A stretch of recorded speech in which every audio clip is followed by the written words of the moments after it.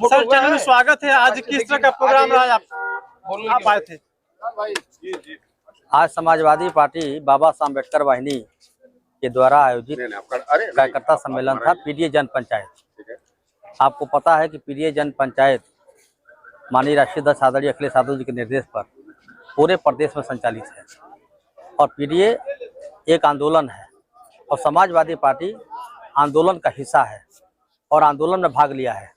आज उसी के संदर्भ में गाजीपुर जनपद की जखनिया विधानसभा में यह कार्यक्रम आयोजित किया गया था और बड़ी संख्या में दलित समाज के लोग इसमें शामिल हुए। मुझे पूरा उम्मीद है कि 2027 में भारतीय जनता पार्टी को यहाँ की जनता धूमधाम के साथ विदाई करेगी और भारतीय जनता पार्टी को विदाई करने के बाद माननीय अखिलेश यादव जी को धूमधाम के साथ उत्तर प्रदेश की प्रचंड बहुमत के साथ सरकार बनाने का काम करेगी। सर इस समय एक मुद्दा चल रहा है शिक्षकों का, स्कूल को सरकार द्वारा बंद किया गया है, उस पर आप क्या कहना चाहेंगे? ये बहुत बड़ा मुद्दा है। जिस प्रदेश में 5000 पाठशाला बंद हो रहा हो और 27,000 मधुशाला खोला गया हो, दुर्भाग्य है इस प्रदेश का और अफसोस इस बात का कि कभी हम लोग सुना करते थे कि कंपोजिट विद्यालय, कंपोजिट पाठशाला, अब बोर्डों पर लिखा जा रहा है हर 1 किलोमीटर पर, हर आधा किलोमीटर कंपोजिट मधुशाला। दुर्भाग्य है, अफसोस है और प्रदेश की जनता निश्चित महसूस कर रही कि अगर अखिलेश यादव जी होते तो एक भी विद्यालय बंद नहीं होता। और इसमें भी साजिश है। 2024 के चुनाव में जिन विद्यालयों पर जो बूथ स्थल बनाए गए थे और जिस तरह से पीडीए के लोगों ने समाजवादी पार्टी के समर्थकों का जिस तरह से वोट बढ़ा, तो भारतीय जनता पार्टी ने उन्हीं विद्यालयों को टारगेट किया है जो 5000 विद्यालय है। यानी 5000 विद्यालयों पर जो टारगेट बढ़ा करके जो समाजवादी पार्टी के पक्ष में लोगों ने वोट दिया था, भाजपा इसको पचा नहीं पा रही है, इसलिए उसको बंद किया जा रहा है। ये बड़ी साजिश है। ये शुरू साजिश रही है आरएसएस बीजेपी की कि गरीब के बच्चे न पढ़ सके। उनको बर्दाश्त नहीं है कि गरीब का बच्चा, दलित का बेटा, पिछड़े का गरीब का, चाहे सौर समाज का कोई अपर कास्ट का भी अगर है, गरीब है तो बगल के गांव में, बगल में अपने गांव में प्राथमिक विद्यालय में लोग पढ़ते थे, गरीब की भलाई हो जाती थी, छात्रवृत्ति मिलती थी, उसको वंचित किया जा रहा है। छात्रवृत्ति से बहुत से हम लोग भी छात्रवृत्ति पाए हैं, बचपन में हम लोग प्राथमिक विद्यालय के छात्र रहे हैं, छात्रवृत्ति भी मिलती थी। एक मंत्री जी हैं ओम प्रकाश राजभर, वो कह रहे हैं कि 80,000 पा रहे हैं आप लोग सैलरी और बच्चों को नहीं पढ़ा रहे हैं, तो जो बंद हो रहा है तो सही हो रहा है। वो नॉनसेंस नेता है, उनको हम नोटिस में कभी नहीं लेते हैं। वो हमेशा जो है वो बकबक करते रहते हैं।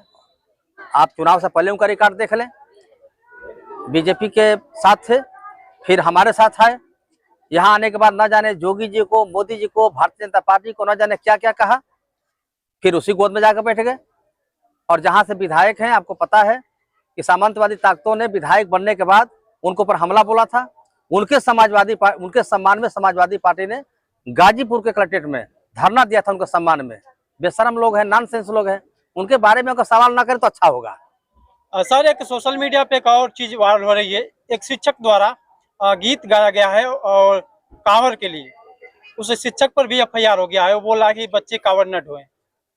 सरकार तो कांवड़ ढोवा रही है और जिस तरह से कांवड़ ढोया जा रहा है, हम तो निश्चित रूप से हम समाजवादी लोग हैं, हम किसी धर्म के चपेट में नहीं आना चाहते, लेकिन निश्चित रूप से ये भी एक धोखा है।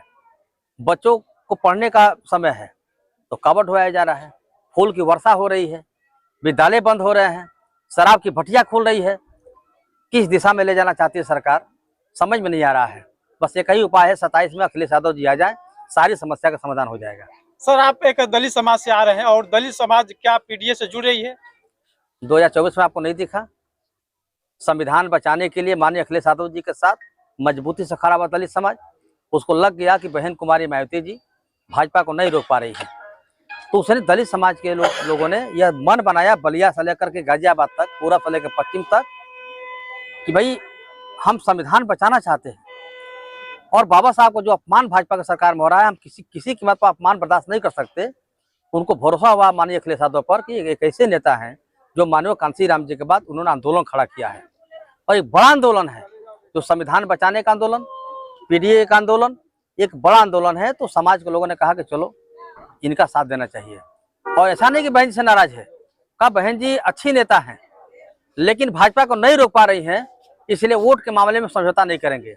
वोट हम देंगे भाजपा को रोकने के लिए समाजवादी पार्टी को। आप लोग 27 चिल्ला रहे हैं, लेकिन 26 में भी चुनाव होने वाले हैं।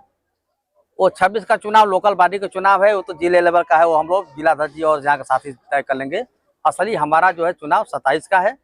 बड़ी संख्या में लोग, हर जाति के लोग जुड़ रहे हैं समाजवादी पार्टी से। उब्बन हो गया है योगी जी से, भाजपा के चाल चेहरा से लोग परेशान हो गए हैं।